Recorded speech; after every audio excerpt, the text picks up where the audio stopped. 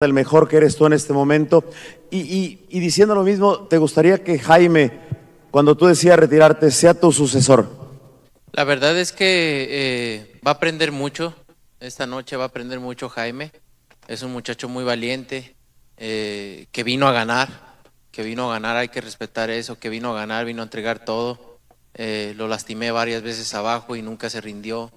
Va a aprender mucho, eso sí, va a aprender mucho y lo de ser mi sucesor, pues ojalá que sea otro mexicano, sea él o cualquier otro. La verdad que para mí será un orgullo. The question was his thoughts on Munguia's performance and the fight being, you know, one of his best performances so far, Canelo's performance. And Canelo was saying that Munguia is definitely going to learn a lot. He did a good job. He fought his hardest. I hit him down low on the body multiple times, but he's going to grow from this. He's going to learn, and he's going to be better for it. And as far as who my successor might be in boxing, I just hope that it might be a Mexican, whether it's him or somebody else. Next question. All right. Mike Hoppinger, ESPN. Canelo, congratulations on another great victory. Look, I know it was an emotional week between the press conference and all that. Given all that, how good did it feel to get this victory? Maybe a little extra special?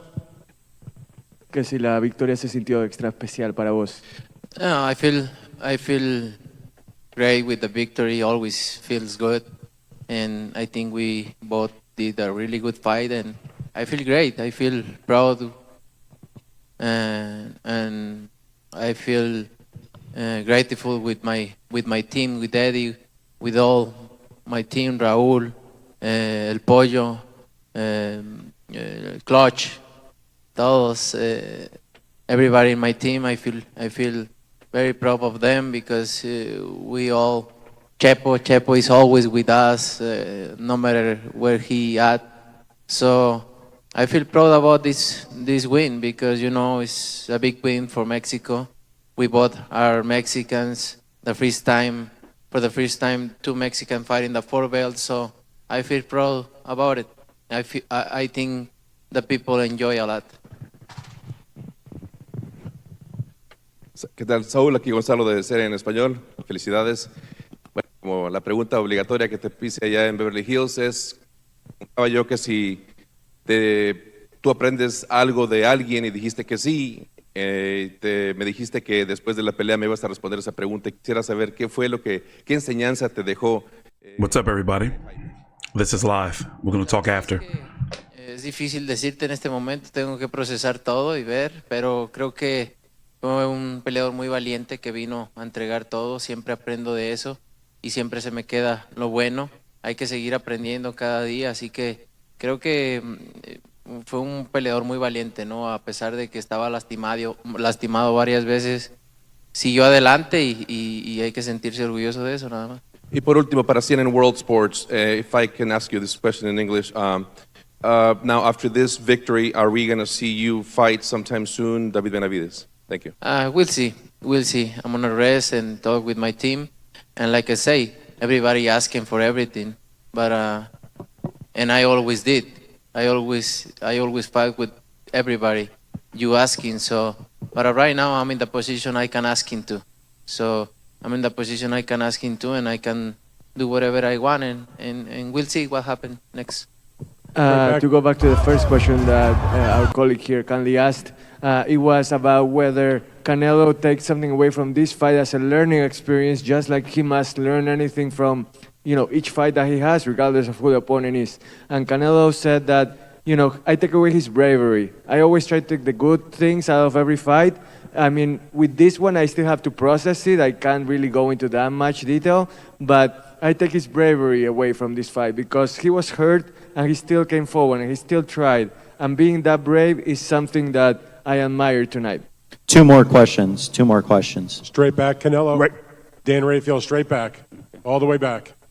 Waving my hand. Congratulations on your victory. I got you.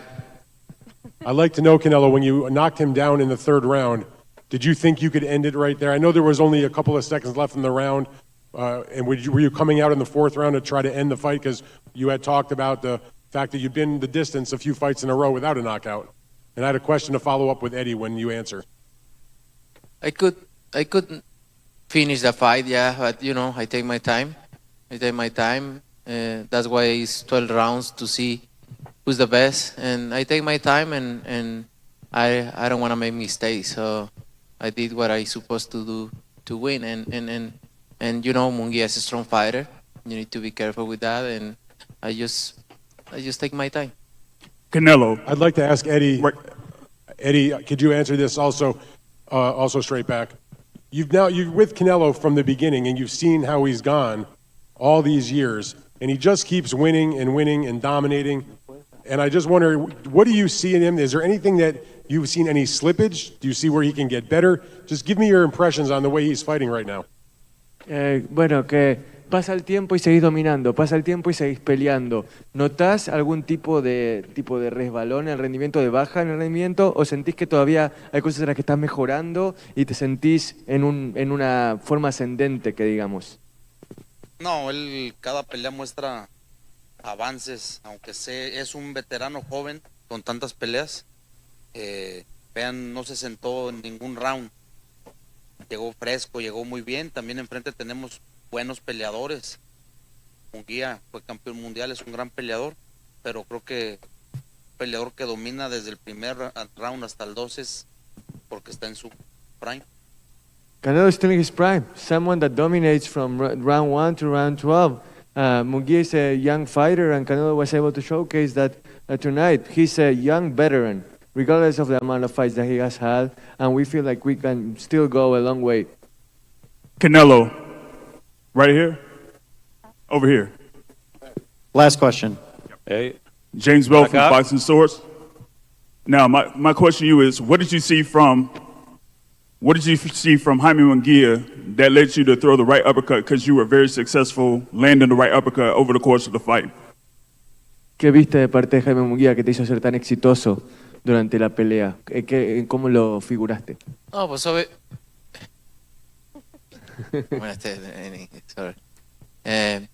You know, he's strong. He's smart, but he's a little slow, so I can do things fast and throw my punches, my combinations. I throw my everywhere, and then I fin and I got that uppercut. But you need to work to get that kind of combinations. All right, thank you, ladies and gentlemen. I just wanna thank Jaime because, you know, he always support everything, and I feel great working with him. Thank you, Jaime. And I wanna thank Jaime for make this happen. All right, thank you, Canelo. Congratulations. Any final thoughts to fans that watched the fight that, you know, were rooting for you and coming out on top? No, I just wanna thank everybody. I think they enjoy it, and I feel very grateful with them. Thank you so much. All right, Saul Canelo Alvarez. I'm sure we will see him soon later on this year. Another tremendous event on Cinco de Mayo fight weekend. Congratulations to Canelo. Thank you to all the media for attending this tremendous PBC pay-per-view event. Thank you, everybody. Thank you. Thank you so much. I appreciate it. Thank you. So, where do we begin? I am going to say this. I do believe that the Canelo we saw tonight has everything to beat David Benavidez. He looked good, looked fresh. It did look like if he wanted to, he could have turned it up to stop Jaime Munguia, but we don't know. He's got a lot of miles on him. What is it? 66 fights? Only 33 years old. Only 33 years old. My bad. I thought that was off. But only 33 years old. Got a lot of miles on him. And as I was saying, if you didn't hear me, I feel that the Canelo we saw tonight can beat Devin Benividez. If you would have asked me a week ago, 2 months ago, I would have said, nah, David Benividez is too big, too strong. Jaime Munguia was huge in there. He looked about 190 pounds himself.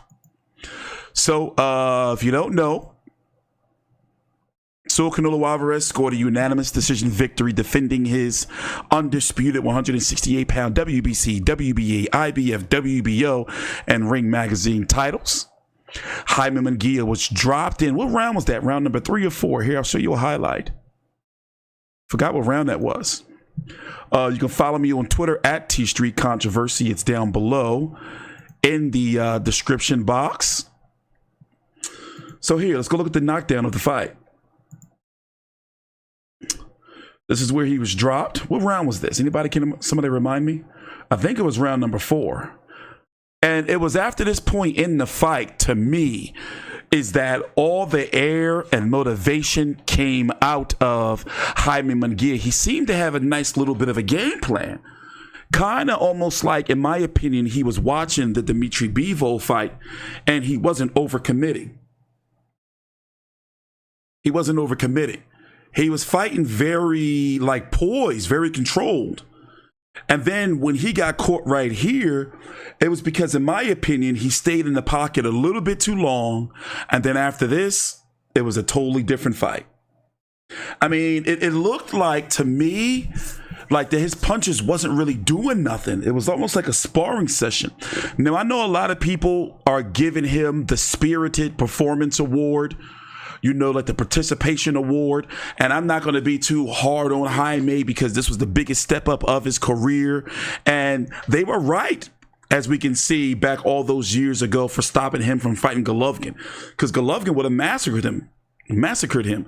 Now, many are saying, even Oscar De La Hoya and fans, include myself, I said it in my post-fight video, is that maybe this can be that fight for Jaime. And I heard it multiple times tonight, surprisingly. This can be that fight for Jaime, kind of like when Canelo fought Floyd, almost like yeah, I'm going to beat you up, school you, but it's also kind of like a passing of the torch.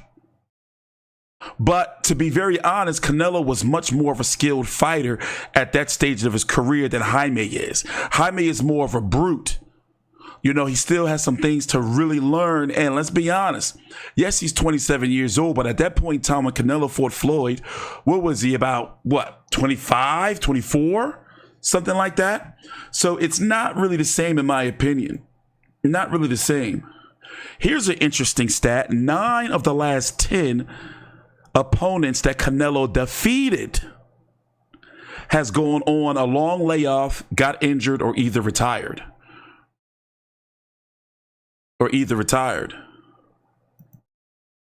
But no, Canelo looked good. I mean, he looked good. There was some concerns for me at the beginning, but he's an older fighter now, more seasoned. So what he was doing was he was figuring out Jaime, and once he figured him out, it almost seemed like he kind of carried Jaime. Do you think he did? Do you think he didn't want to really go out there and brutalize a Mexican brother? I don't know. Maybe, I mean, that's how I looked at it. Oh, and by the way, let's just get this out of the way. This was, let me know. In fact, I'm going to put a poll in the chat. And while I'm putting the poll in the chat, we can go listen to Jaime Munguia. He wasn't on the stage very long answering questions. So the press conference in total for both fighters were no more than 15 minutes. None of the undercard fighters were there. So take your time out, like the video, subscribe. We're going to be here for about another hour and a half because we got a lot to talk about. We're going to talk about the card. We're going to talk about Benavidez. We're going to watch some highlights. We're going to listen to some interviews from fighters throughout the night. We're going to talk about Inoue versus Neri, which is 4 a.m. The card is starting on Monday morning. Remember, it's 2:17 a.m. The card is going to be starting in about on ESPN Plus in about 50 hours. So I'm going to be here covering that card. Jason Maloney's going to be fighting. It's from Japan. Let's go listen to the post-fight press conference. Jaime's part for those who didn't listen. And Oscar De La Hoya and the guys, the boys actually showed up. They actually showed up. So in the meantime, while I get these clips and everything ready for you, for those who didn't listen to Jaime, here he is. I mean, listen, I got a lot of respect for Jaime. He's always been in exciting and good fights. He always goes out there to fight. In this case, I did think that he had a chance. Now let's get this straight. I did not pick Jaime Munguia to win. I thought he had a chance because of his youth, his fighting style, being a come forward pressure fighter. But when Canelo dropped him in the fourth, humbled him real quick. It seemed like the motivation went out of Jaime. He wasn't fighting as hard. Maybe that's just me. He was still fighting, but it wasn't seem like he was really trying to fight to really do something. Maybe that's just me. Maybe that's just me. I heard that rumor about Canelo and Benavidez, something happening in the back between the fighters, but I haven't been able to find a clip. But if I do, we will definitely be showing it on here. By the way, for some random information, a lot of times when they have a delay for the post-fight press conference in the T-Mobile Arena, is because they have the press conference, the post-fight press conference in the ring. And I've never been to an event in a T-Mobile Arena, and I wonder if it's because they don't have a conference room. Because every single post-fight press conference, there's Jaime making his way to the stage. Every post-fight press conference is in the ring after the fight. They break it all down and everybody comes out. By the way, who do you want to see Jaime fight next? They need to get him back out there.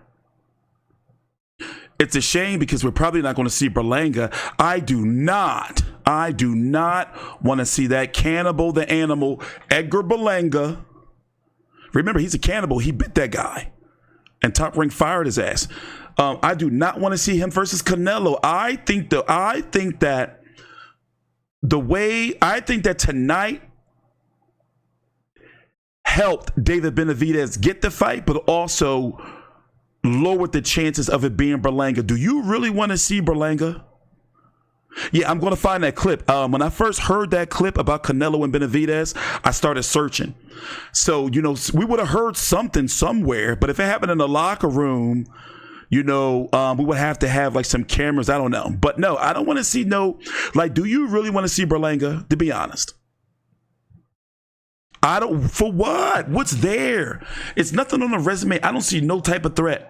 That's just a money grab. And also, Canelo's still doing a little bit of tap dancing when it comes to Benavidez. Let's listen in. Take your time out. Like the video, subscribe. And guess what? Oscar and B-Hop didn't ditch Jaime. So that's what's up. Let's listen in. Remember, this is not going to be that long. Jaime didn't talk long at all. Losing to Canelo Alvarez by a unanimous decision. It was incredible atmosphere here, as you heard, the sold out here at T-Mobile Arena, as we are now set. We are going to open things up first to Jaime and to just talk about, you come up short, suffering your first loss to Canelo Alvarez. Just early first thoughts on this fight, Jaime. Sit here. Excuse me? So we just want to get your first early thoughts, Jaime, on, the difficult loss. It was a valiant effort, and you really left it all in the ring. Just discuss first thoughts on, the loss.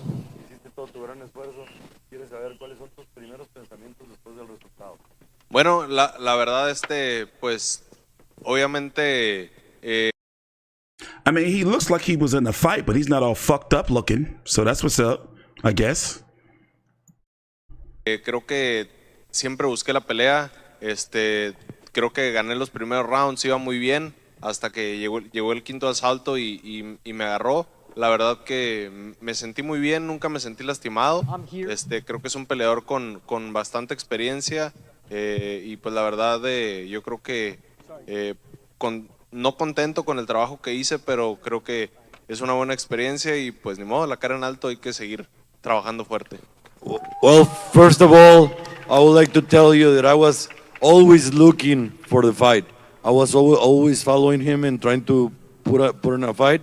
I think he's a fighter with a lot of experience, and I think I was winning the first rounds until I get caught in the fifth, and I believe that and honestly, I was never hurt, but he's got a lot of experience. He's a very good fighter, and it was a learning experience. I didn't get the win, but it was a great learning experience tonight.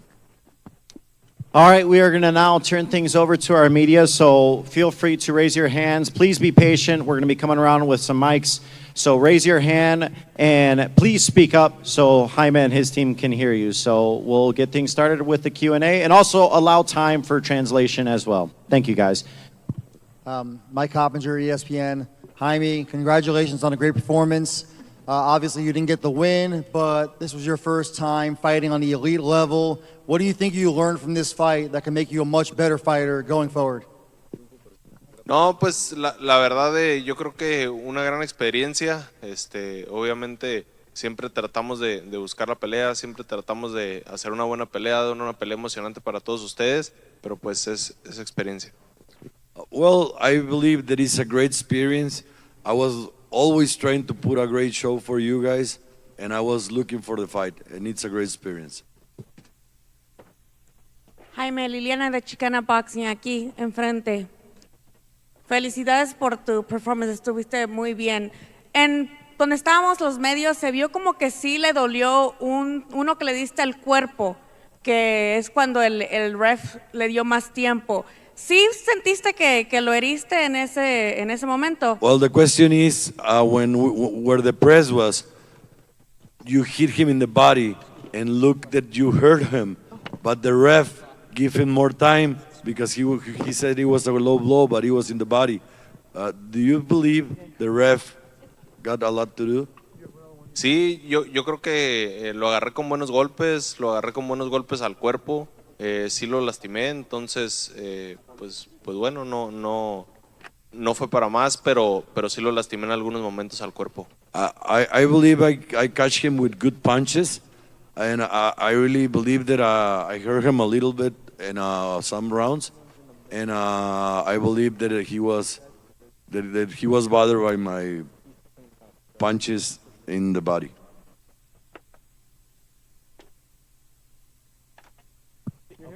Jaime, aquí a tu derecha, Ernesto Amador de No Puedes Jugar Boxeo. En 2013 Canelo pierde con Mayweather. En ese momento Mayweather era el mejor. Hoy podemos decir que perdiste con uno de los mejores peleadores libra por libra. ¿Qué tanto aprendiste esta noche y qué tanto te motiva todo lo que asimilaste para en un futuro tú ser el rostro del boxeo mundial? The question is, in 2013, Canelo Alvarez fought Floyd Mayweather and he lost the fight. After that, he was the face of boxing. What do this motivates you to be right after the face of boxing? Sí, así es. La verdad creo que pues voy a seguir trabajando fuerte. Creo que es una buena experiencia. La verdad creo que empecé muy bien. Me empezó a ganar con la experiencia, pero la verdad que bueno, pues vamos a seguir trabajando fuerte. Yes, it's a great experience, and honestly, I started very good. I was feeling very good, and then he started beating me with his experience. But honestly, I started very good. Straight back, guys, all the way back here. Could you ask Jaime, when you got knocked down with the uppercut, how hurt were you? Did you feel like that changed the fight? Because it seemed like he really got into a groove after that, after taking your early incoming, that the knockdown really got him going, and from there on he sort of took over the fight. Sí, así es. La verdad que nunca, cuando me pegó el upper, la verdad nunca me sentí lastimado. Más que nada me sorprendió, pero lastimado la verdad no estaba. Honestly, when he hit me with the uppercut, I was more surprised than hurt. I was surprised and I was not hurt, and it was a good punch. That's it. Por acá, Jaime, Andrés Cantera de Upperbox y W Deportes. ¿Qué te sorprendió más de Canelo Álvarez, la condición con la que cerró el combate? ¿Qué enseñanza te deja en ese aspecto, por el rival que te enfrentaste, y si crees que puede haber condiciones para que te dé una segunda pelea? The question is, what did Canelo Alvarez surprise you with his condition in the last rounds, with everything that he did in the last rounds, and do you think he will give you another shot? Bueno, yo creo que, como te digo, empecé muy bien la pelea. Empecé ganando, yo creo que los primeros 3-4 rounds. Después de ahí, él pues me empecé a meter en su pelea, lo empecé a empujar, me empecé a caer pues en su juego, y pues fue, pienso, lo que pues lo que me llevó a este resultado, ¿no? Pero la verdad que tenía una gran condición y cerró muy bien la pelea. Well, he was in a great shape. He was in a great condition, and honestly, I was winning the first rounds. Then after the knockdown, he started to. That's his I started co-promoter. to fall into his game, and he started to beat me with his experience. Hola Jaime, ¿cómo estás? Buenas noches de este lado. Acá Jaime de este lado. Enrique Veas. Oscar looking very flamboyant these last couple years. Look at those shoes. Look at those heels. Articulas a partir de este momento lo que pasó esta noche. A mí sí me gustaría saber, después de que tenías estos primeros 3-4 rounds, tu percepción de algo muy claro que además todo el mundo debate y sobre todo en México. Saúl Canelo Álvarez es invencible, es el mejor libra por libra del mundo. Bueno, The question is that you were beating him in the first rounds, and do you think that Saúl Canelo Álvarez is unbeatable? He's invincible? Stupid ass question. Pues, no lo pienso así. Obviamente es un peleador muy bueno, pero ya tiene 2 peleas perdidas, entonces eso quiere decir que no es invencible, pero es un gran peleador. No, I don't think that he's invincible. He already got 2 losses, and I think he's a very good fighter, but I don't think he's invincible. 2 more questions, guys. 2 more questions. Right here, sir. Gonzalo Alvarado de Serie en Español y World Sports. Primero que nada, felicidades por esta noche, tu desempeño impresionante. Congratulations on tonight's performance, you were amazing. Después del cuarto round, cuando caíste a la lona, ¿qué percepción cambió en tu forma de pelear después de ahí para adelante? When you got knocked out of the 4th round, did your perception change in some way to keep moving forward? Bueno, yo creo que siento que tal vez me desesperé un poco por querer recuperar los puntos y ir a buscar la pelea, ir a empujar, y fue cuando pues él aprovechó y empezó a puntear y pues empezó a caminar para atrás y me empezó a agarrar. No, I think I get desperate to try to recover that knockdown, and I start changing my game, and I think with his experience, he started getting me into his game with the counter punching. Jaime, aquí Ricardo López de La Opinión. Felicidades por una muy buena actuación. Canelo es un gran peleador, obviamente. La pregunta es para Oscar de la Hoya. ¿Qué opinas de la actuación de Jaime Munguía, Oscar? ¿Y qué opinas de la actuación del Canelo? Yo vi a Jaime Munguía muy bien, lo hizo muy bien, peleó contra la cara del boxeo. Y para ir 12 asaltos con la cara del boxeo, le doy todo el crédito del mundo a Jaime. Y Canelo hizo una buena pelea, así no hay que quitarle nada. Yo siempre he respetado a Canelo adentro del cuadrilátero, y yo siempre he dicho que es un buen peleador, y lo hizo muy bien, pero Jaime es el comienzo de Jaime. Con la experiencia que va a recibir con esta pelea, no, es el comienzo para Jaime. Oscar, do you mind just in English? translating? Yeah.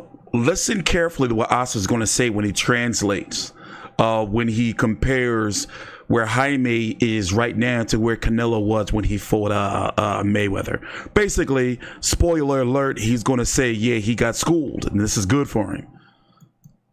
I thought Jaime did excellent against the current face of boxing right now. I strongly feel that I take nothing away from Canelo. I've always said he's a good fighter in the ring.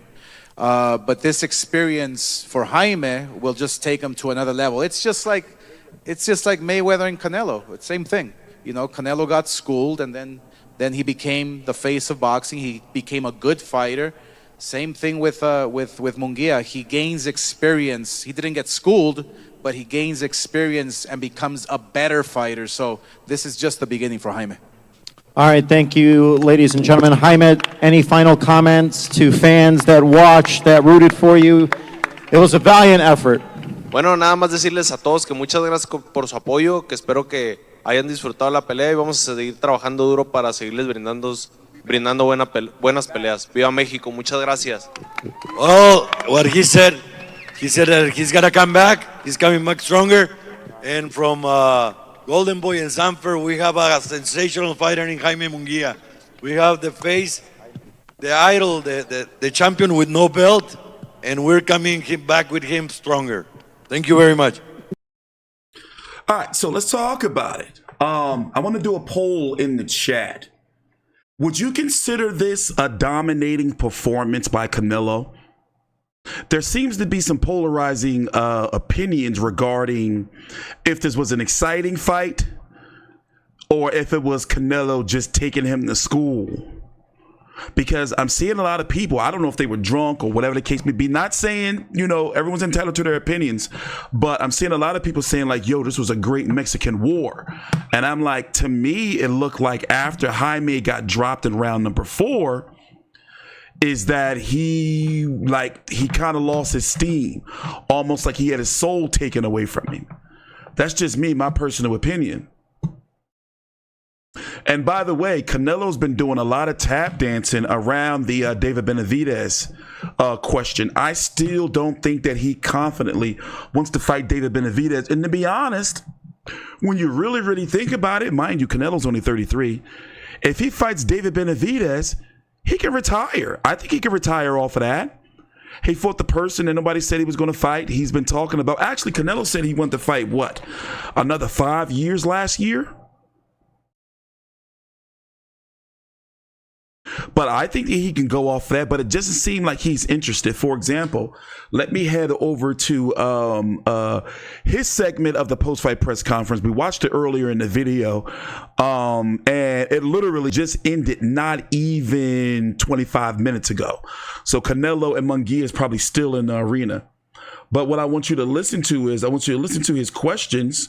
And mind you, it was a lot of dumb questions. That's why I'm fast forwarding it. You don't have to hear that stuff. It was nothing of note. But I want you to hear, we're going to listen to the post-fight interview. We're going to listen to the interview from this post-fight press conference. And he still seems to be dancing around, you know, basically, I can do whatever I want. I'm Canelo. Like, if the money's right, yeah, I'll fight him. It's not like bring everybody on like it used to be. You see what I'm saying? And I get what Canelo's saying, but if you really look at it and think about it, I'm not saying Canelo's ducking. I'm not saying that. I'm saying that it just feels like to me that he like, you know what, I don't want to be bothered with him. That's going to, you know, like people want me to fight him. I'm Canelo. I want to do what I want. No, I just don't know. It just seems to be some apprehension there. He just don't seem to want it. Or as they say, don't seem to want to smoke. Hey, let's go listen in. Let me see if I can find this clip for you. Where you at, Canelo?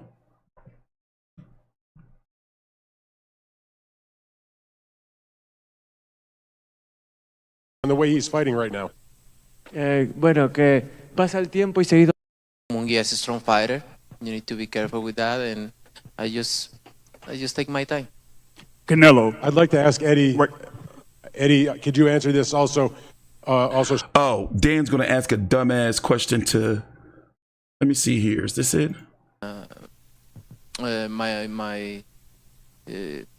Everywhere, and then I fin and I got that uppercut. But you need to work to get that kind of combinations.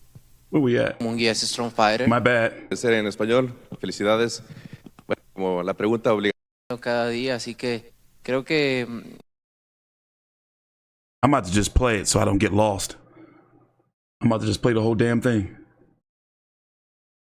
He wasn't up there long. Victory, are we going to see you fight sometime go. soon, David Benavidez? Thank you. We'll see. Okay, now listen to this. Listen, just listen. He used to really be talking like this. The last time he was talking like this was for who? Golovkin. The first time around.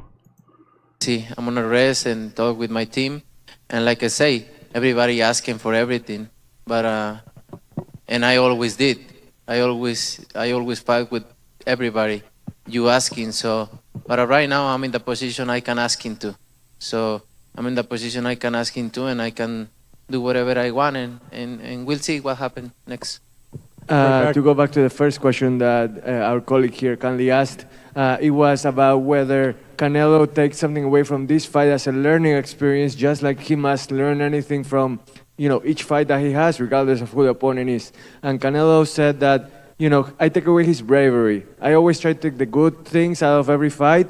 I mean, with this one, I still have to process it. I can't really go into that much detail, but I take his bravery away from this fight because he was hurt and he still came forward and he still tried. And being that brave is something that I admire tonight. Two more questions. Straight back, Canelo. Right. Dan Rayfield, straight back. All the way back. Waving my hand. Congratulations on your victory. I got you. I'd like to know, Canelo, when you knocked him down in the third round, did you think you could end it right there? I know there was only a couple of seconds left in the round. And were you coming out in the fourth round to try to end the fight? Because you had talked about the fact that you've been the distance a few fights in a row without a knockout. And I had a question to follow up with Eddie when you answer. I couldn't finish the fight, yeah, but you know, I take my time. That's why it's 12 rounds to see who's the best. And I take my time, and I don't want to make mistakes. So I did what I supposed to do to win. And you know, Munguia is a strong fighter. You need to be careful with that. And I just take my time. Canelo. I'd like to ask Eddie. Stop. I feel personally that if Canelo wanted that Bivol rematch, he would have got that Bivol rematch. He would have made it happen. Bivol even said he would have went down to 168 to fight him and take his belts. Canelo don't want that rematch no more. Like, he don't even talk about it in any way, shape, or form anymore. Let's go listen to the post-fight. Listen to the cards. Take your time out. Like the video. Subscribe. Oh, wait. Let me turn it up. My bad. There we go. Weisfeld sees it 115 to 112 for your winner by unanimous decision. Hold on.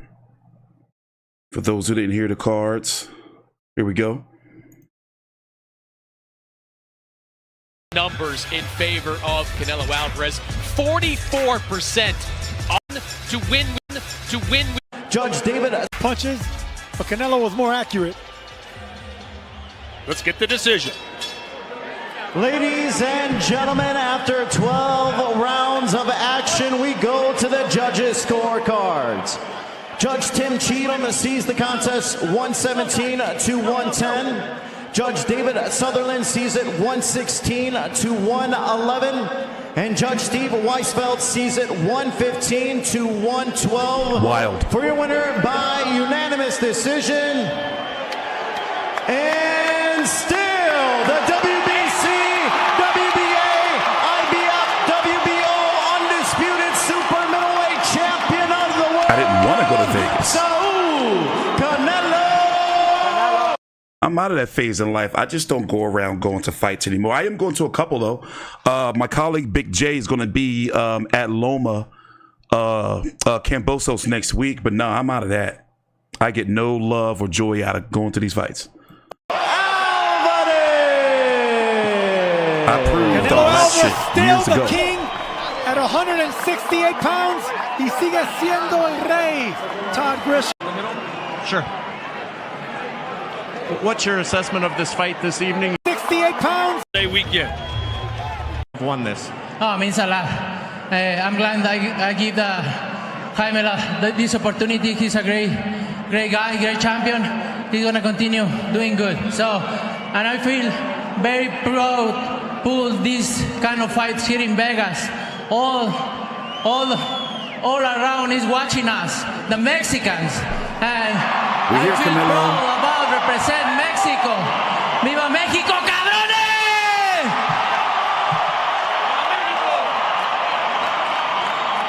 A little slow at first, but you figured him out about the third or fourth round. Tell us about the knockdown and if you thought the fight was going to end there.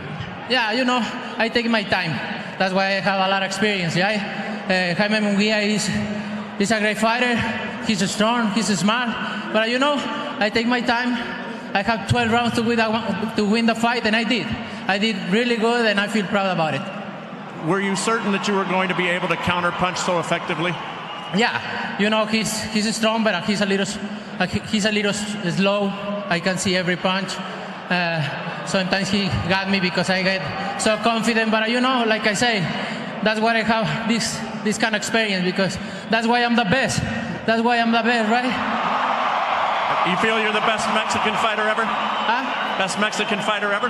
No, I don't consider myself the best fighter ever. I think when I retire in my numbers, it's gonna say where the position I am. But I respect all the Mexican fighters in the past and the press, and I feel proud about it. I just doing my thing.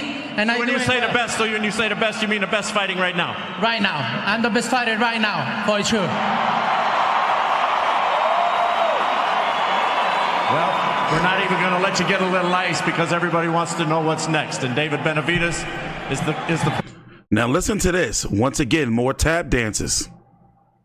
More tap dancing. Person that everybody across this country and across the world would like to see you fight. You said earlier this week. You're willing. What are your thoughts now? I don't know right now. I'm gonna rest. I'm gonna enjoy my family. But you know, if the money is right, I made that call. If the money is right, I can fight right now. I don't give a shit. So it's only a matter of money? Yeah. You know, at this point, everybody is asking for everything, right? When I fought with Lara, Troll, Miguel Angel Cotto, Mayweather, Callum Smith, Billy Joe Saunders, everybody, they say I'm not gonna fight them, and I fought all of them. So right now, I can ask whatever I want, and I can do whatever I want, and I'm Mexican. Go ahead and tell your folks in Spanish. Go ahead. Yeah. He's gonna fight fucking Berlanga. He's telling us, you listen, y'all told me to fight, you know, Lara, I fought him. You told me to fight Golovkin, I fought him. I fought Cotto. I fought Bevo. He's telling us he's going to do what he wants. But if the money's right, and the only people that can make the money right, it seems, is the Saudis, he's not going to fight Benavidez. But also, hey, Benavidez is fighting on June the 15th. So he's not going to be available for September. It would have to be May of next year, 2025. And he's already left the division. He's fighting at 175 against Oleksandr Gvozdyk, meaning David Benavidez. They had a press conference earlier today in which we're going to watch at the very end of this video and talk about it. So I got to be honest. Like what? Like, okay, hear me out. What is in Edgar Berlanga? Like, what does he bring to the table? Why? It's because he's Puerto Rican? Mexico, that's not going to be enough because he's Puerto Rican. That's not enough. Edgar Berlanga, you can't be mad at him if Canelo's choosing him, but he don't deserve the fight. He didn't do nothing to deserve the fight. He is a cherry pick. I don't use that term, but he's a cherry pick. He's the WBA mandatory for Canelo, by the way, because David Morrell moved up. So Canelo wouldn't fight David Morrell, but he'll fight Edgar Berlanga, but he won't fight David Benavidez. So I'm not calling Canelo a duck. It just don't seem like he want to put the work in and take the risk versus the big David Benavidez. And Canelo's smart at this point in time in his career, in his life. He knows that if he puts a rehydration clause on Benavidez, people are going to be looking at him like, oh man, Canelo not even going to fight him at his full self. Because you know that would be coming. He probably didn't put Jaime looked huge in there. He probably trusted himself enough with the younger, inexperienced Jaime, who's not as finely as tuned, because they're all the same age, Berlanga, David Benavidez, and Jaime, but Jaime is the most inexperienced. Now, let's look at it like this, right? Who, if you were to rank them from 1 to 3, Benavidez, Jaime, Berlanga, that's my 3. Berlanga looks like he's the weakest. I would pick Benavidez to beat both Berlanga and Berlanga and Jaime.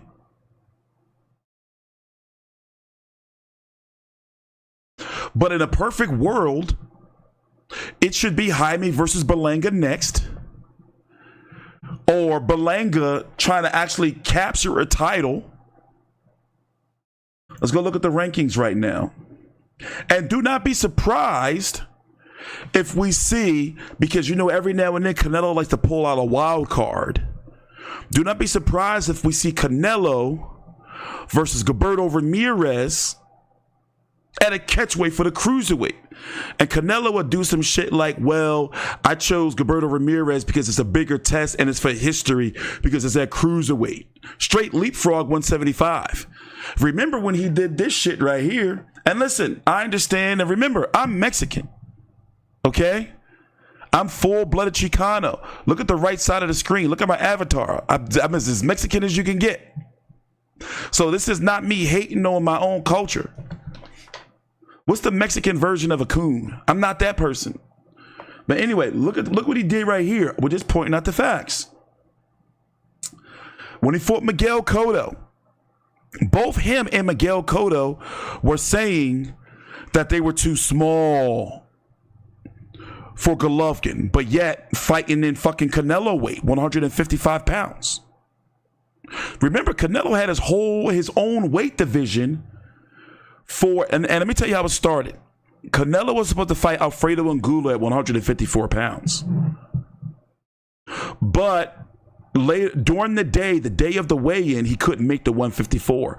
So they changed the contract to 155. Voila, Canelo weight was born.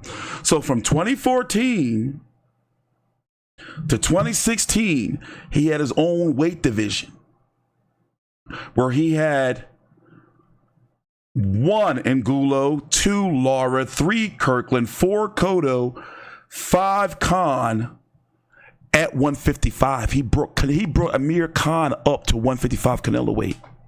He fought Miguel Cotto for the 160-pound title at Canelo weight. Both of them at this time was avoiding Golovkin. But then listen, remember him and his team, it was Golden Boy at the time, saying like, no, Canelo's not ready for 160 pounds yet. He's not ready for, they never said Golovkin. They just said he's not in that division yet. But then what does he do? He was going to be ordered. What happened? Did he drop the belt? Was he about to be stripped? I forgot what happened, but the WBA was on his ass about fighting Golovkin. So then he went down to 154, got butt naked on the scale. It was that bad. He wasn't confident in Golovkin that bad at the time that he got butt ass naked on the scale. Went back down to 154 for a one and done, beat Liam Smith, and then listen to this shit. The very next fight moved up to 164.5. That was the catchweight for his fight with Julio Cesar Chavez Jr. What is that like? Super light? Heavy middle Canelo weight? What do you call that? And what was with the 0.5? That was the weight. It was 164.5. And y'all know I got a very special place in my heart for Chavez Jr. I thought Chavez Jr. was going to pull it off. I was creating all kind of bullshit storylines in my head, living in this false reality. Like, yeah, you know, Chavez Jr., he's training so hard, he's going to make the weight. Because the storyline was if he was going to make weight or not. It was like he's going to be able to clean, and the sins of the father is going to bring him, you know, and Chavez Sr. back together. Chavez Sr. going to stop chain smoking. And he looked like shit. So the point I'm trying to make is there's something about David Benavidez that Canelo just likes to tap dance around.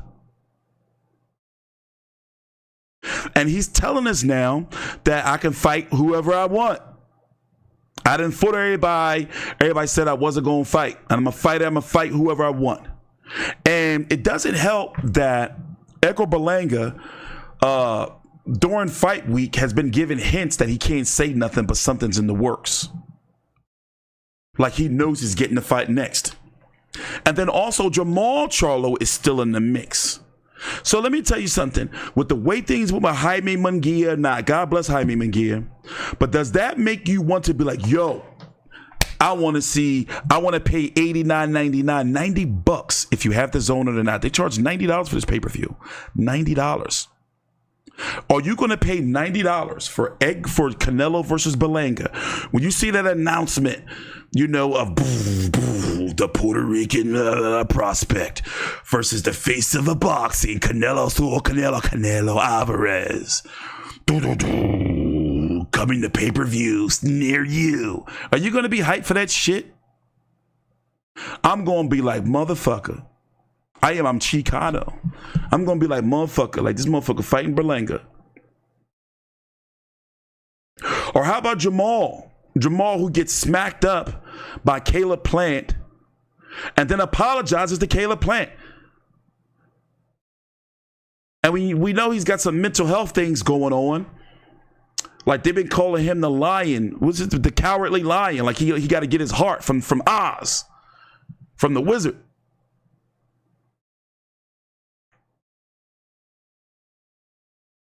And rumor has it that Jamal Charlo may not get the fight because of how shitty Jamel did. And Al Heyman was like, nah, I'm funding his Amazon Prime. You know, this is my money. Even I can't make that. If it wasn't Al Heyman money, he would have made it. But it's his money. He like, nah, we can't make no money off of that. I'm sorry, Jamal. You can't get that fight.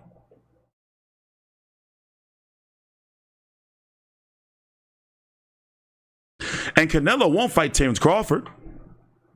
Now, but however, Terrence Crawford's not available for September. Remember, David Benavidez is not available for September.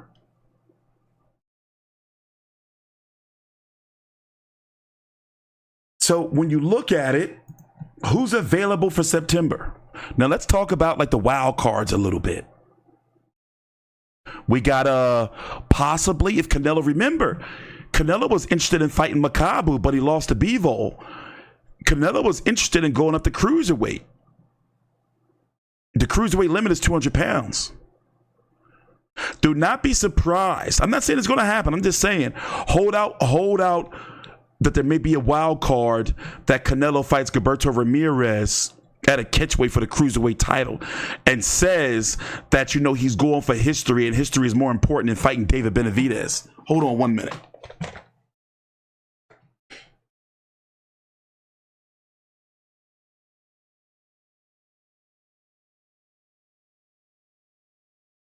Got a little warm in here.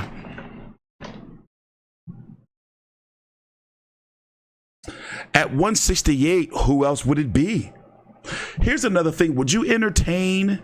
Do you think that they can pull out Canelo Lara too? Like, would that get you hype?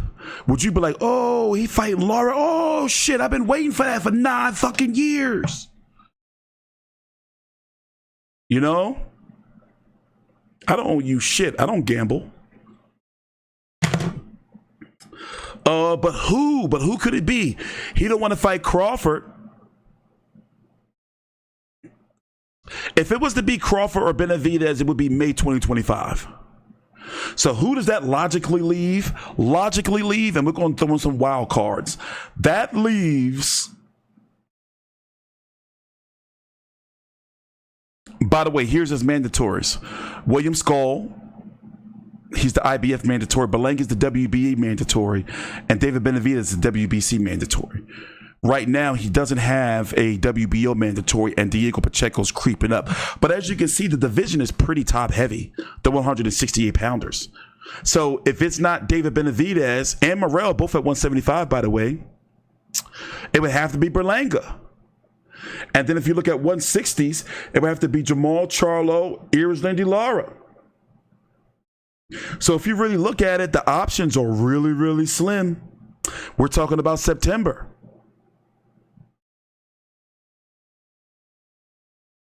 It's going to be Berlanga. It's going to be, but I'm getting sick already thinking about it. It's going to be Berlanga. It's going to be fucking Berlanga. Let's go take a gander at social media, see if anything popped off since Canelo left the arena. The post-fight press conference just ended not even 40 minutes ago as I'm recording this, so things are still fresh. Everybody's still leaving the arena. By the way, the undercard, how do you rate the card overall as a whole? I give it a 5 of 10, only because Canelo versus Munguia. It was not a good card. Opened up with Stanionis versus Gabriel Maestre. That was a competitive card, the best fight of the undercard to me. Figueroa looked like shit, stopping Jessie Magdeleno, who also looked like shit, weighed in 3 pounds overweight. Mario Barrios got his eye lumped up by Fabian Maidana, Marcos Maidana's younger brother, who looked like he was just there for the check. Also fighting for the WBC interim title when he's not ranked by any sanctioning body. He's not ranked in the top 15 by the WBC, WB, IBF, or WBO. Yet he got a title shot. And to talk about the 147-pound division a little bit is Stanionis and Barrios are both slated to be elevated to full champion when Terence Crawford decides to vacate when he steps into the ring against Israel Madrimov on April the 3rd. Boots Ennis is fighting Coley Crowley officially on July the 13th. Crowley is his IBF mandatory. So we could see Barrios versus Stanionis at the end of this year to unify the WBC and WBA, unless the Saudis step in and offer one of them bigger money to fight Boots Ennis. So right now, because of his backing and the fact that Crawford's gone, Boots Ennis is now the money man in the 147-pound division. If you don't know, Eddie Hearn and Matchroom bid something like $3.5 million, some old crazy amount of money for the rights to promote via purse bid Boots Ennis versus Crowley. And he's got that Saudi backing. So if we don't see Barrios and Stanionis fighting at the end of the year to unify those belts, then we can damn sure see Boots Ennis versus one of them. And he's already got his eyes, meaning Eddie Hearn, on Barrios if Boots Ennis beats Crowley on the 13th. We're still waiting to see what's going to go on with the WBO. Terence Crawford facing Israel Madrimov for the WBA, and the WBO interim is on the line. So if Terence Crawford wins and Fundora decides to fight Errol Spence, by the way, Fundora, it was announced or being said on a broadcast tonight that Fundora is going to be returning in December. So if Fundora doesn't fight Crawford, if he beats Madrimov, then he has to drop the WBO title. But if Fundora does fight Crawford and Crawford beats Madrimov, the winner of Fundora Crawford could have 3 belts, the WBC, WBE, and WBO. It will only leave the IBF 154-pound championship to be grabbed. And right now, it's a very valuable belt. So pretty much what I'm saying is looking like Crawford is done with 147 pounds. And if Boots wants to fight him, it'll be at 154.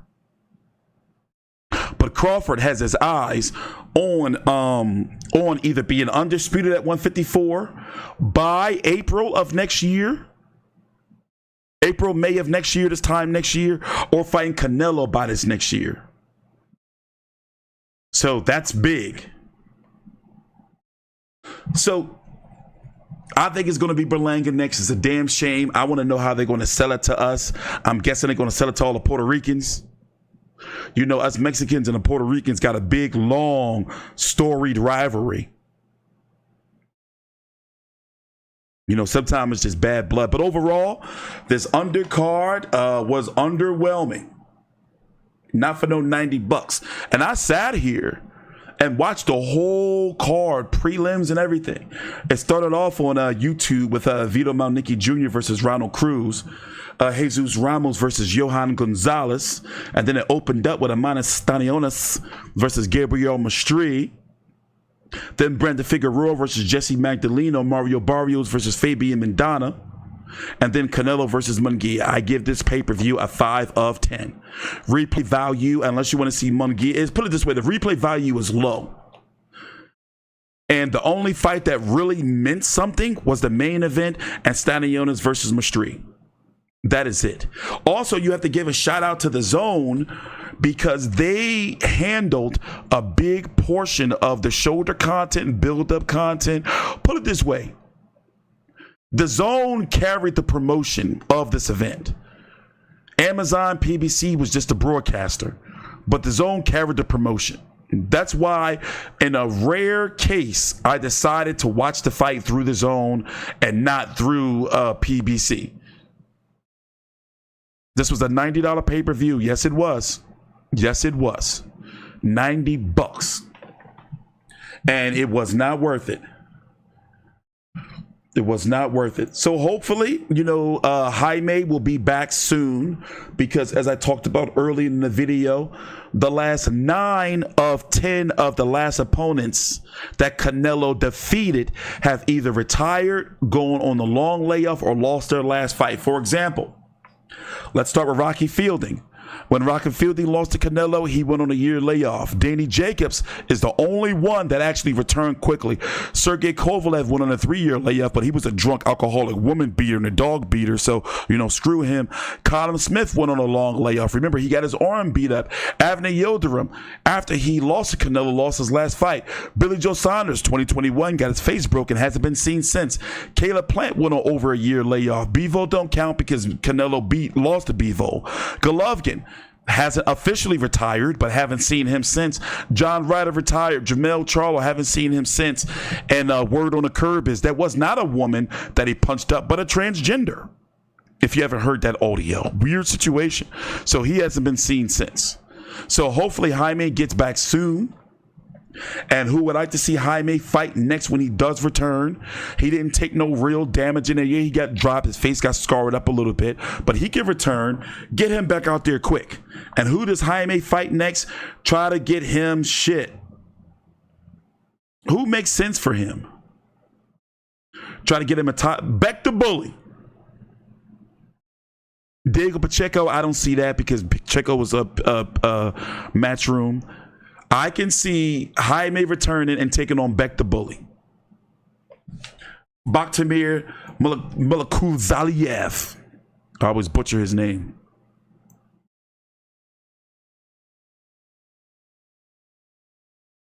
But yeah, get him back quick. We don't know what Caleb Plant's doing. By the way, Caleb Plant has been circling around around Golden Boy events. I wonder if he's going to be on the way out too from PBC. He says he's returning, but it's going to be a tune-up, and he stopped trying to chase around Jamal Charlo. I don't know why Jamal don't want to fight him. Demetrius Andre, we don't know what he's doing. But yeah, that's that. Once again, take a time out, like the video, subscribe. We're going to spend the last half an hour with this video. Let's go check out the press conference from earlier today. For those who didn't get to see it, Tank Davis and Frank Martin. I was asleep. I had to take my nap or I wouldn't have been here. Tank Davis and Frank Martin had a press conference along with David Benavidez, who's fighting Gvozdyk. So remember, Benividez is out for September to fight Canelo. Because why? Because he's fighting Oleksandr Gvozdyk in June. So he's not going to fight Canelo in September. That ain't happening. So let's just get that out of the way right there. But let's go watch this. Take a time out. Like the video. Subscribe. I like this Davis versus Frank Martin fight. Also, shout out to Tank Davis because over the years, he's gotten so much better on the microphone. But yeah, let's go watch this. Of boxing scheduled and coming your way. Details today. On Saturday, June the 15th, a sensational PBC pay-per-view event on Prime Video will feature 2 of my... Berlanga didn't beat anybody to get a shot. By the way, let's go look at Berlanga's resume while we're still here. He didn't beat anybody. He was elevated because David Morrell moved up to 175. So now he's the mandatory. Look at this resume. And Canelo wants to fight him. He has no marquee wins on here. And he bit one of these guys. Who did he bite? Was it Angulo he bit? Or was it Corsaris he bit? You know, let me look it up real quick. Edgar Berlanga bite. Yeah, here it is. He bit Alexis Angulo. Fucking cannibal. I cannot. If there's one, I can't stand cannibals. Timmy, there was a unique Cash or Gash Ali. Marcos Maidana's a cannibal. Who else bit? Mike Tyson, fucking cannibal. Who else? A biter. Moment in that 7th round. Does he attempt to bite him here? Look at him, fucking vampire. On the shoulder.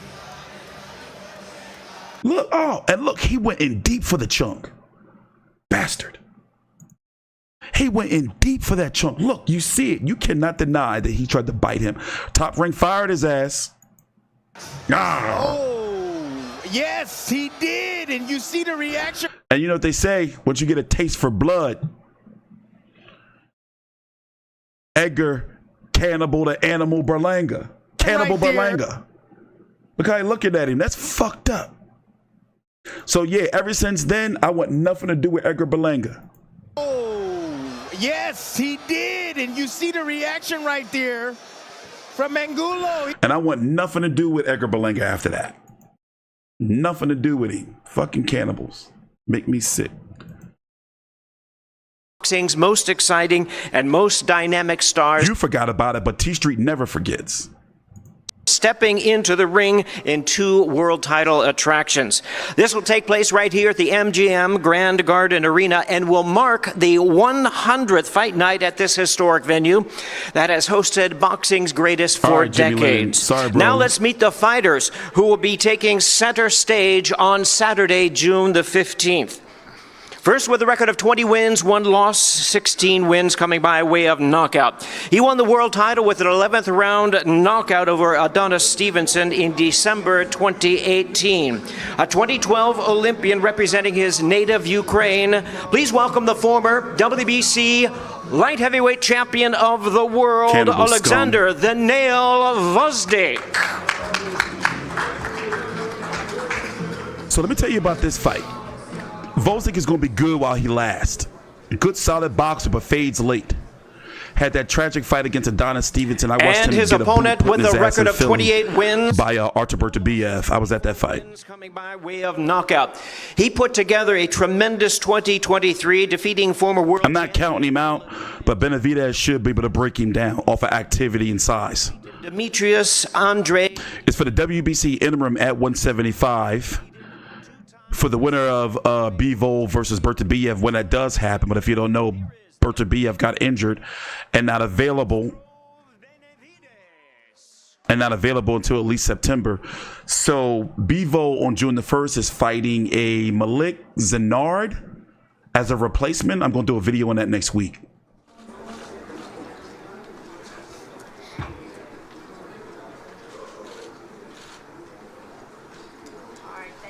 Both fighters 6'2". These 2 great fighters, David Benavidez and Oleksandr Gvozdyk, will meet for the interim WBC light heavyweight world championship.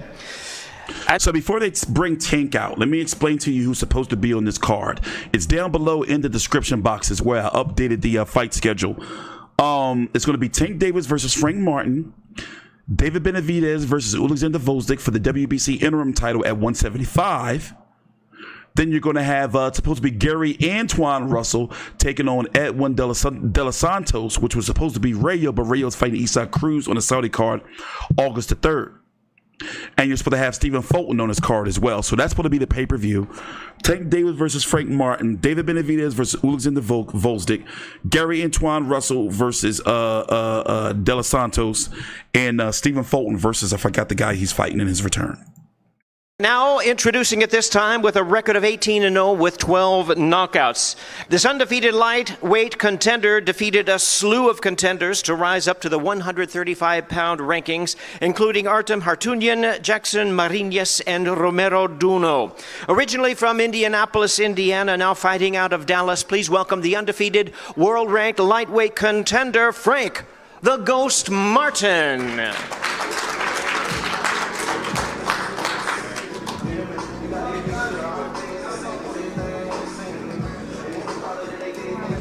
This is a must-win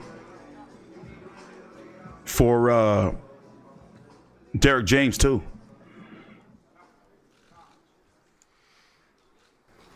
And his opponent representing Baltimore, Maryland, as he most recently stopped Ryan Garcia in round number 7 of their 2023 Super Fight. His record, 29 wins, no losses, 27 big wins coming by way of knockout. He's a 5-time 3-division world champion and the reigning and defending WBA lightweight champion of the world, Gervonta Tank Davis.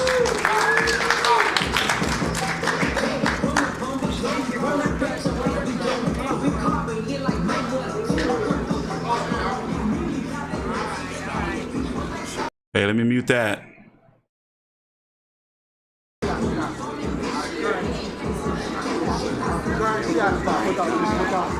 Oh no.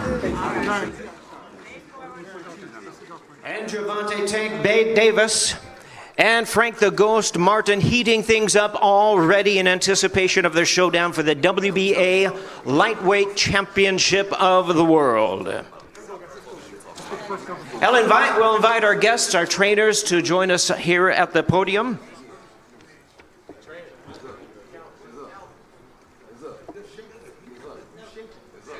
I don't really want to hear from the trainers, so we're going to fast forward to the fighters. It's fine, it's good.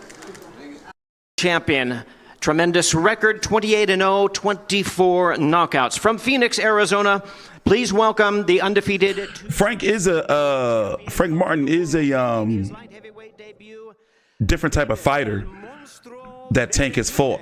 And also, he's not beating up on Mexican. Tank can run his own border control with all the Mexicans he's been beating up. To fight on a card with Gervonta Davis, and now that we got it set up, this is going to be the biggest card of the year. Very excited. I got a tough opponent in front of me with Oleksandr Gvozdyk. He's only had one loss to Artur Beterbiev, so I got my work cut out for me on June 15th. But man, I'm going up there. I feel strong, feel great, and I'm gonna go capture another title. Thank you. Put guys Tank so on the border. Ain't nobody getting in. Knocking all them. I now want to recognize the trainer for the fighter to my left, the undefeated world-ranked contender. Like the others, you get a chance to hear from him a little bit later, but Frank Martin's trainer, please welcome the former trainer of the year, one of the greats, Derek James. Derek James doesn't say nothing, so I'm going to fast forward. Let's listen to Tank. Again, you get a chance to have some one-on-ones with him later, but we do want to acknowledge him, Calvin Ford. Welcome, Calvin. And now we introduce one of the greats in boxing today. You've heard from Leonard Ellerby explaining why. It's certainly true. His record, 29-0 with 27 wins coming by way of knockout. He is the five-time three-division world champion, the reigning and the defending undefeated WBA lightweight champion of the world, Gervonta Tank Davis. I just want to take my hands off to everybody that came out to this press conference, Amazon Prime, MGM Grand, even David Benavidez. You know, I won the Benavidez fight before. I think when he fought Caleb Plant, and at first I didn't know that, you know, he was one of them guys. Till I actually, you know, went to his fight and put the earphones on, and you know, I was close up. So I'm definitely excited to be on a card with someone like him, a guy just like explosive. So I feel as though, like, even if during the 15th, the pay-per-view was $100, it's worth it. You know what I mean? I'm not saying it's going to be $100, but if it was $100, it's worth it for sure. So I'm definitely looking to it from just all around the board, just being back in the ring. You know, I've been off for a long time. I done been in jail. I done been on a house arrest and things like that. I'm just happy to be back here where I'm comfortable at, where I'm, you know, I could be flawless and, you know, and do what I do best, and that's give you fans the best boxing you've seen up to date, you know. So come during the 15, I ain't really with, you know, a lot of talk. He's trying to show that he's a front runner. He put on for the people that he come with, because he think they thugs and shit like that. But I'm telling you, that's all you do is talk. It's a different beast in front of him. It's a different beast in front of him. Nobody that's walking with him, holding him hand in hand, is not gonna be able to save him June the 15th. I'm telling you, and it's a lot of shit built up. It's a lot built up, and I'm gonna take it out on him. Sorry, it's gonna be him. I'm telling you. I promise you. I see y'all during the 15th. All right. Thank you very much, Tank. Truly, The boxing world is happy to have you back and see you in action. We're going to get a chance to hear from both of these fighters. You get your chance to talk back. But we're going to start with the light heavyweight world championship that is on the line on June the 15th. I want to hear from David Benavidez first. David, I know you as a longtime boxing fan, respecting the history of the sport as well. Now, what does it mean to you? You're in the 100th fight here at the MGM Grand. You're fighting along with Tank Davis. You had mentioned how much that means to you. Tell us a little bit more about this event and what it means to you to be part of it. Like I said, for us being the 100th fight at the MGM Grand, it's the dream come true, and it couldn't have been any better. Gervonta Davis headlining, me co-main event. It's going to be a great, great fight, great card, and I'm just excited, man. I'm very excited for this. We're definitely going to get the people what they want to see. Thank you, David. Oleksandr, you are back on the big stage of boxing for the light heavyweight world championship. How does it feel to be back in this? It feels just great. You know, was my goal after my pause, and then I'm come back. This kind of fight, this quality fight was my goal of my comeback. What does it mean to you to represent your home country of Ukraine in this fight? It means a lot for me, and I'm great that people gonna know that Ukrainians are strong and brave people, and it means a lot for me. Thank you. David, why was now the right time for you to move up from super middleweight to light heavy? But this was the right time to move up to super light heavyweight because I did everything I could do at 168. I've been there for 10 years. But the only other thing I had to achieve was, fighting for the unified world titles, and Canelo Alvarez is holding all of them. So he doesn't want to give me the fight. I've been mandatory for the past 3 years. I've done everything I could do to get that fight. I still haven't got it, so I'm not going to wait around for nobody. I'm going to go and make my own lane at 175, and that's exactly what I'm doing. David, what are your goals at 175? How far can you go in this division, and is this it? From now on, 175? My goal is to become unified world champion at 175. And just reign there, and then maybe go up to cruiserweight. So I still have a lot to grow. I'm 27 years old, so I'm still doing a lot in this sport. So I just want to accomplish the dreams I set out for myself with that when I was a little kid. Oleksandr, what have you seen in David Benavidez? What kind of challenge does he present to you? Well, to be in the ring with him, it's actually a tough place to be. And he's making always a relentless pressure, very good fighter, very good puncher. So obviously, I consider him as one of the best pound fighters. So, and it's there not for no reason, it's for a reason. So obviously, it's a big challenge, but I'll be ready. I was training a lot and hard for this moment, so it would be a good fight. Respectfully, fantastic. Don't miss it. 12 rounds of boxing. This is for the light heavy. Gvozdyk damn near killed Adonis Stevenson. David Benavidez versus Oleksandr Gvozdyk. Now let's move on to the lightweight world title. WBA lightweight world title is here from our fighters at this time. They've been itching to speak to you and to each other. I'll start with Tank. Tank, you've mentioned how much it means to you to be in this fight with David Benavidez headlining this massive event. That's great to hear from you. I know that you've been wanting to fight for a while. I believe you wanted to fight at the end of 2023. After your fight and your impressive win over Ryan Garcia, what kind of statement are you looking to make against Frank Martin? I'm just, happy to be back in the mix. Again, probably happy to be, but for sure happy to fight at the MGM. I think this will probably be my second time fighting, but I remember coming to watch Floyd versus Cotto, I believe, and I walked through the front door and I seen all the celebrities and things like that had like mink coats on and things like that. So I always wanted to be a part of something like this, So I'm just grateful to be in this position and also be on this card with another young lion like myself, and we get the fans what they want to see. Well, Tank, I know you bring out celebrities from all over the world, from all sorts, and it may be summertime, but I think we might see a few mink coats as well. So that's all courtesy of you. Frank, question to you. You've done everything possible in order to earn your world title opportunity. You're finally fighting for the world title. What does it mean to you for this opportunity for something you have always wanted the most in your life?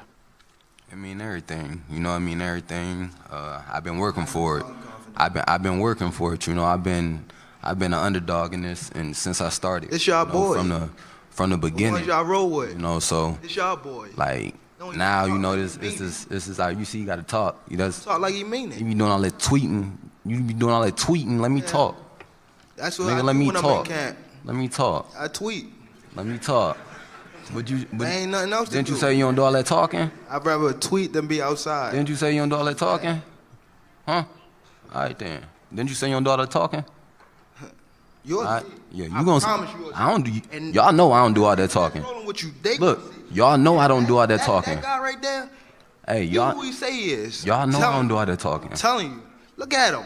Everybody know Look I at don't do his that eyes. talking. Look at him. The ones that Look at roll with him. him. Look at his eyes. Look Look how at he him. are. Look at him. He's not that. He's not that. Yeah, all right. He's not. You ain't been in on I'ma nobody show like y'all. this. You ain't been in on nobody like this. Nobody. I'ma show y'all. Nobody. I'm telling you. Nobody. I'm telling you. Let me ask you a few questions about the fight itself. Frank, to you, what do you need to do to slow down Gervonta? What is it?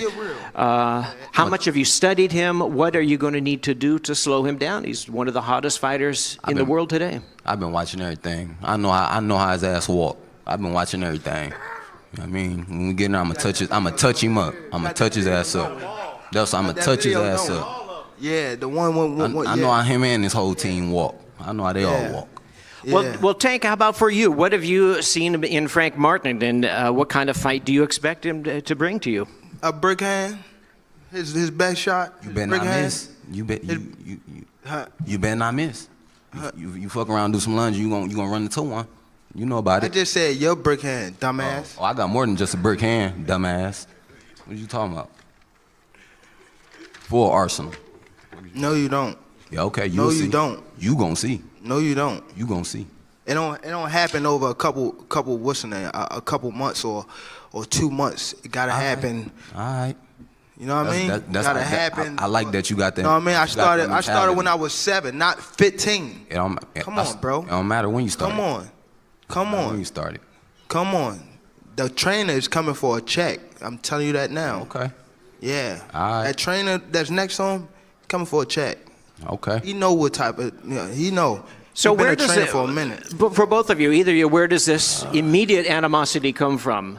Have you had problems for a while with each other? Is it is this real? Is this just made up for the fight? It's just it's real. This is two dogs. He's from the suburbs. It's two He dogs. From the suburbs. I ain't from no motherfucking Me and him don't got suburbs. nothing You in don't know me. common. You don't know me. Fuck you talking about. But the little Sound female crazy. he got. That's the problem. But that little female he got, well, she probably around here somewhere. I'll catch up with her. Little female. Okay, ladies and gentlemen, with that, let's move on. Listen, this is a tremendous fight. June the 15th, Saturday, MGM Grand Garden Arena. Don't miss it. Tickets are available, ASX.com. Available Wednesday, May the 8th. Pre-sales 1 day earlier. Tuesday, May the 7th from 10 a.m. to 10 p.m. ASX.com, use the code BOXING. Thank you very much for your attendance here today. We look forward to seeing you on June the 15th.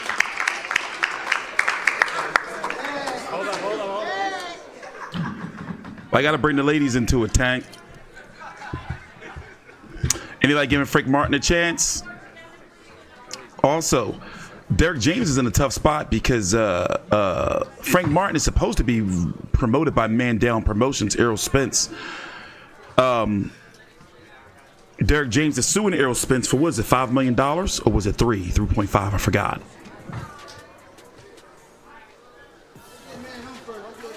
But June the 15th, nice solid card. I like it. David Benavidez versus Gvozdyk as the co-main event. They're billing this as a double main event. You have Gary Antoine Russell. Oh my gosh, let me mute that. You have Gary Antoine Russell, who's supposed to take on Edwin De Los Santos, and you're supposed to have the return of Stephen Fulton. Tonight's pay-per-view was $90, but that's Canelo. I'm hoping this is not the case. The Tim Tszyu Fedor pay-per-view was $69.99, so don't be surprised if this one's $79.99. That's my bet. June the 15th, from the T-Mobile Arena. Rumors were it was going to take place in Texas.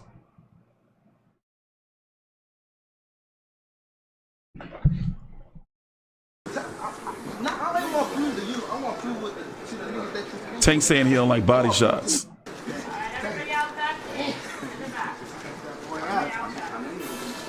Frank is so much bigger. You don't like body shots. No, I ain't want to prove to you. I want to prove to the niggas that you prove with. I want to prove to the niggas back home. They know what you don't know. They know what you don't know. You from the suburbs. They know what you don't know. You was the same. You say it for everybody. You from the ain't follow by suburbs. like you. That's You the from the thing. suburbs. That's the thing, you ain't follow by like you. That's the problem. Tank has been staying in shape though. We can say that he's been staying close to weight. Not blowing up like he used to.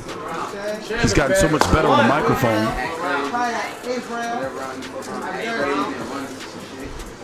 Like, I didn't believe it at first. It wasn't until a couple of years ago when I was like, okay, this guy can be the face of the sport. It's different. It's different. This shit different. This shit different. It's different. You know it. You know what happened. No, you know what happened. You know what happened. Yeah. And that like, please show me. Please show it to me. Please show it to me. Don't have it. Don't have it chopped up. Oh, they got footage of him getting hurt. First round. But I'm saying the first round. The first round. David, you got any minutes, David? I'm saying the video.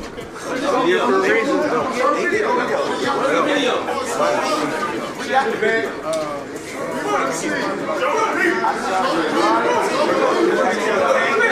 They're talking about their sparring footage. Frank, for some reason, doesn't want it to be shown. Guilty as fuck.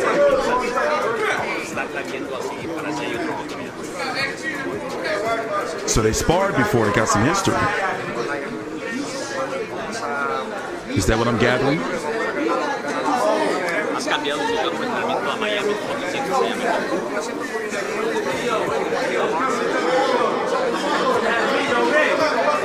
Oye, es que ves para mí,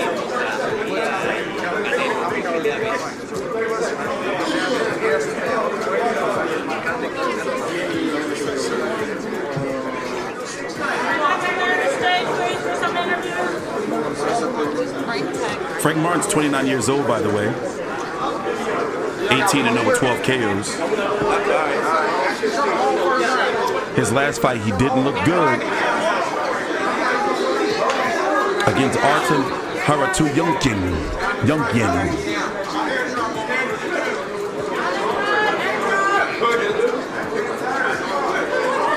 He's the dude 60-40. I think he told me he was going to beat me up once.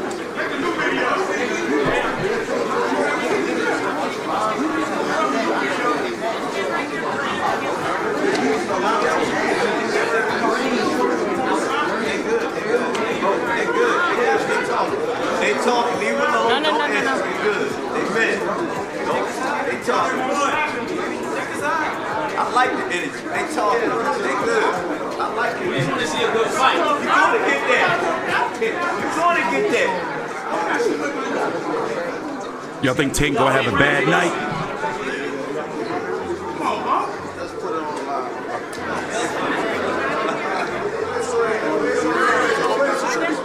I haven't seen enough of Frank Martin yet of him to be like, you know, in his fights to be like, he can beat Tank. I haven't seen it. I can't say it. He looked like a sparring. Let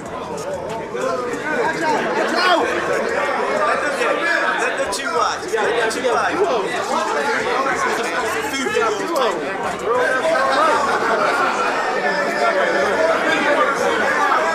Move out.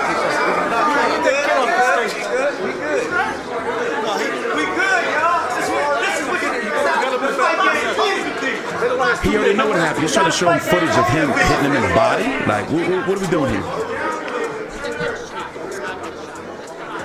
This is what the fans want to see.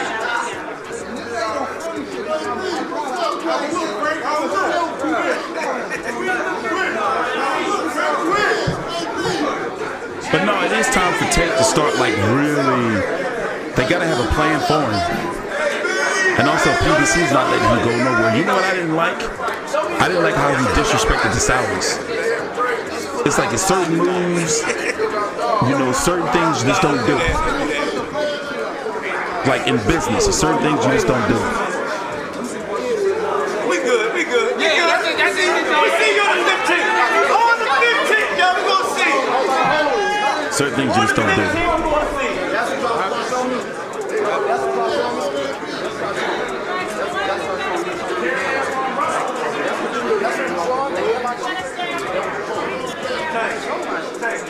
And yeah, I do think Ryan did that shit. Like, I did a lot more research today about VADA, the drug testing, how the samples are collected and everything. I think he did that shit.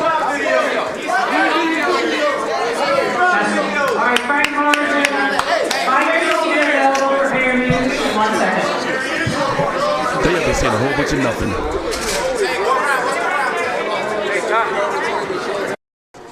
Anyway, as I said, I'm going to be getting up out of here. It is 3:33 in the morning. Weird number, the mark of the beast. I've been here since 6 p.m. It is 3:30 a.m. covering boxing. In about 46 hours, I'm going to be here covering the Inoue versus Luis Neri card, and Jason Maloney versus Yushaki Takai. They weighed in not long ago. Expect for at least one video from me today on that card. We already did the Jason Maloney one. I just got to do one on Neri, get my thoughts on that, and we're going to be here covering the card. With that being said, it was nice hanging out with you guys tonight. Shout out to Canelo, shout out to Munguia. I rate that card overall 5 of 10. Wasn't very good to me. And Tank Davis versus Frank Martin has my interest. Benavidez versus Gvozdyk, not too much. Thanks for watching. Please subscribe.